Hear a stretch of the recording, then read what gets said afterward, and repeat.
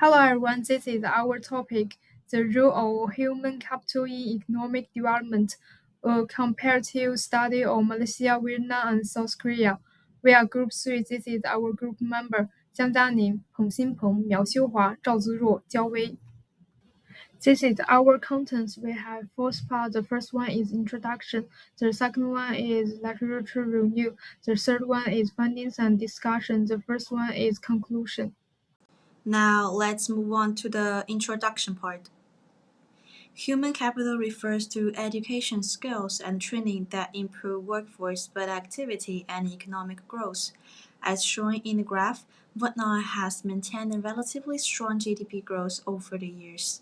However, despite this economic growth, the country still faces shortage of highly skilled workers. Similarly, Malaysia continues to experience skills mismatch and graduate employment issue. In contrast, South Korea has achieved stronger economic development through effective human capital policies. Therefore, this study investigated why these countries achieve different outcomes despite investing in human capital.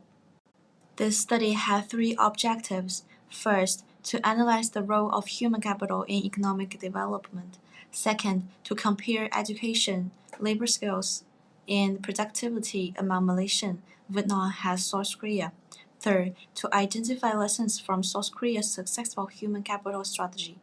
To achieve these objectives, the study addressed the three research questions related to human capital, economic development, and the policy difference among the three countries. This study used a quantitative approach based on secondary data from the World Bank, OECD, ADB, and UNDP.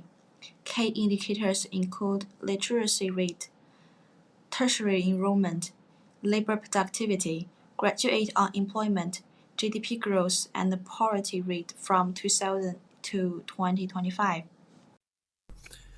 Now I will present the literature review part. First, this part talks about education and human capital development. Human capital means people's education, healthy training, and skills. These things can help workers do their jobs better. They can also help workers earn more income in the future. But human capital is not only about how many people go to school. The quality of learning is also very important. If students go to school but they do not learn useful skills, then education may not strongly to help the economy. For Malaysia, the literacy rate and the school enrollment are high, but some graduate skills still do not match the needs of companies. But Vietnam still need more technique workers for better industries. For South Korea, education, training, research, and the industry are more closely connected, so workers' skill can be used better in the economy. Next, the literature explains how human capital helps economic growth. The process is easy to understand. The education, healthy, and the skills may work better. When workers have better skills, they can work more efficiently. This can increase productivity. Higher productivity helps industries become better, then the country become more competitive and can grow in the long term. For Malaysia, education access has improved, but many graduate skills still do not fully match companies' needs. This weakens productivity and make it harder to Malaysia to become a higher income country. For Vietnam, economic growth is supported by workers and manufacturing, but Vietnam still needs more high-skilled workers. This makes it harder for Vietnam to move into more advantaged industries. For South Korea, worker skills are used better by manufacturing and technology companies, so education can bring more innovation, higher productivity, and higher income. Finally, this slide talks about digital skills, future challenges, and the research gap. Today, digital skills are also an important part of human capital. People need digital skills for study, work, business, and daily life. So human capital is not only about education, it also includes skills and the ability to use technology. For Malaysia, the main problem is skill mismatch. But in Vietnam, many workers are still in base manufacturing jobs. For South Korea, the situation is stronger. It still needs to keep improving because the technology changes very fast. This also shows the research gap. Many studies only focus on education of one country. Our study compared Malaysia, Vietnam, and South Korea together. It also looked at digital skills and how work skills match real job. So the main idea is education alone is not enough.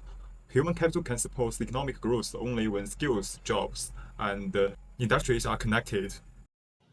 Okay, the third part is findings and discussion. Hi everyone, my name is Jiang Jiang. My serial number is 8206087. Today I will talk about human capital and economic growth. I will mainly talk about Malaysia and compare it with Vietnam and South Korea. The first one is human capital development. Let's look at the education data from 5 and 6. The figure 5 shows the youth literacy rate on all three countries reached nearly 100%. Young people in these three places have good basic learning skills. And the next one, let's check at the secondary school enrollment in figure 6. South Korea stay at the high level all the time. Malaysia rate has gone up a lot in recent years, rising from over 17% to more than 18%, and the Vietnam numbers stay steady at around the 93%. Malaysia has made a good progress, but it still needs to do better. Malaysia should keep improving the secondary school education to train more talented young people. Okay, now let's look at the figure 7, the 2020 Human Capital Index. We can see the clear difference among the three countries. South Korea got the 99.9 points and Vietnam got the 69 points, while the Malaysia only got the 61.1 points, the lowest of the three. This shows a big problem in Malaysia. Many young people and workers in Malaysia don't have the right skills for this job. To fix this problem, Malaysia needs to change the school courses to meet the real needs of the working place. Okay, the second part is impact human capital in economic growth. We link the human capital and economic results with the figure 8, 9, and 10. The figure 8 shows each year GDP growth. Malaysia had over 9% growth in 2022, and this number grows up and down over a year. South Korea's growth slowly dropped to about 1.5% in 2023. Vietnam's growth kept rising year after year. And the figure 9 shows GDP per capita. Malaysia's numbers stay near the 11,000 US dollars and grows up a little each year. South Korea's income stay at a steady high level, while the Vietnam's income stays at a steady low level. And the figure 10 talks about work the speeder. Malaysia work speeder grows 5.2% in 2024, while the Vietnam only have 1.5 growth in 2023. South Korea's growth number is lower than the other two. Even though Malaysia has fast growth here, it starts from the low point. Not enough skilled workers slow down Malaysia high value business. The country can offer the simple work training to slow this problem. Now I will continue with the impact of human capital on economic growth. In this slide, Figure 11 shows the poverty income. South Korea has the lowest poverty rate, while Malaysia and Vietnam are higher. This means strong human capital can help people get a better job and a better income. When the workers have better education and skill, poverty can be reduced more effectively. Figure 12 shows the high-tech export. Malaysia and Vietnam also has high-tech share of high-tech export. However, this does not always mean strong local innovation. Some of their high-tech export still depends on foreign investment and stability activity. South Korea is stronger because high-tech industry are supported by the local firms, research, and skilled workers. Figure 13 shows R&D expenditure. This is a very important figure. South Korea spends much more on research and development than Malaysia and Vietnam. This helps South Korea create new technology, improve product, and move into the high-value industrial. Figure 14 shows education expenditure. South Korea also spend more on education. This helps build the foundation for skilled workers. However, education spending alone is not enough. The education system must also match the need of industrial. It is important for Malaysia also because Malaysia still face skill mismatch and graduate underemployment. Figure 15 shows research in R&D. The gap is very clear. South Korea has far more researchers per million people than Malaysia and Vietnam. This gives South Korea a strong advantage in innovation and technology development. These researchers support advantage industries such as electronics, semiconductors, automobile, and digital technology. Figure 16 shows the internet user and digital readiness. Malaysia and South Korea both have very high internet use, while Vietnam also improving. This means Malaysia is now big in basic digital access. Digital access is not enough. It must be connected with R&D, innovation, and skilled worker. Figure 17 shows global innovation index rank. South Korea rank much higher than Malaysia and Vietnam. This shows that South Korea has stronger national innovation system. Figure 18 shows university industrial R&D cooperation.